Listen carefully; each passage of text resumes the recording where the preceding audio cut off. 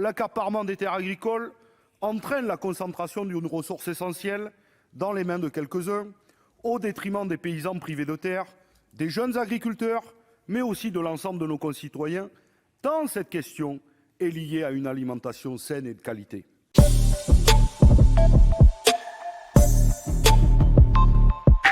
Madame la présidente, monsieur le ministre, mes chers collègues, parce que la terre est la ressource du vivant, la question de la régulation et de l'interventionnisme public dans la gestion du foncier agricole est déterminante.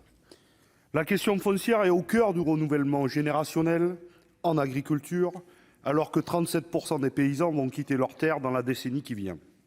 Elle doit donc être intégrée à la préparation de la relève et les aides à l'installation des jeunes agriculteurs.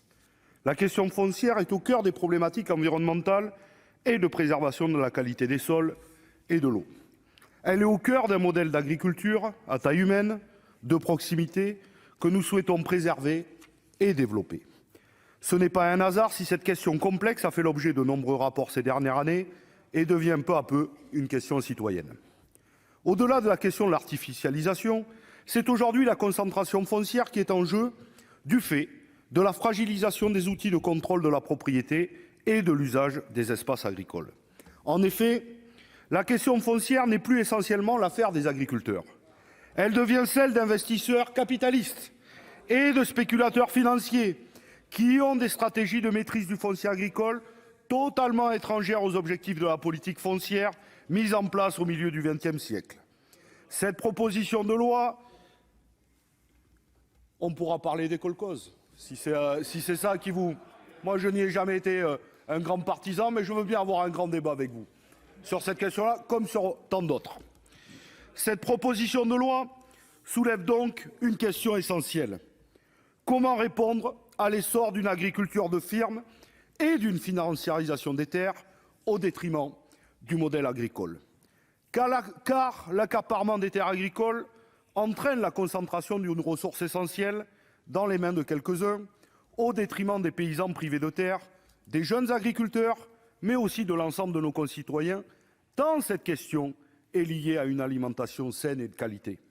Et je pense que malgré quelques critiques, nous pouvons nous mettre d'accord sur 2 points. Aujourd'hui, la législation foncière est opaque et incapable de maîtriser une marchandisation de la terre. Enfin, l'usage partagé de cette ressource ne peut pas être régulé par les seules lois du marché. Mais la solution proposée ne nous convainc pas, car loin de renforcer les outils de régulation existants, le texte met en place un nouveau régime de contrôle du phénomène sociétaire qui risque de fragiliser encore plus les formes de contrôle existantes, voire d'accélérer un mouvement de financiarisation qu'il faudrait au contraire combattre. La proposition de loi a un champ trop limité, puisque le déclenchement du contrôle est doublement conditionné. Il faut que la cession de parts conduise à la prise de contrôle d'une société à hauteur de 40% des droits de vote et que la surface totale détenue après l'acquisition de la société dépasse un seuil d'agrandissement significatif fixé par le préfet de région. Or, ces 2 seuils et les différentes exemptions prévues par le texte limiteront fortement les opérations soumises au contrôle. Pire, le texte permet de dépasser le seuil d'agrandissement en contrepartie, des mesures compensatoires. Dès lors, on peut se demander si cette nouvelle procédure de contrôle n'aura pas un effet contraire à celui recherché, certains se servant de ce nouvel outil pour constituer des sociétés qui permettront de contourner le contrôle des structures. Nous regrettons enfin qu'en lieu et place d'une grande loi foncière, nous débattions d'une proposition de loi enserrée dans le temps de l'initiative parlementaire. L'accumulation de petites réformes crée un manque de cohérence, de clarté, donc de vision globale sur cette thématique pourtant fondamentale. En ce sens, ce texte est une occasion manquée.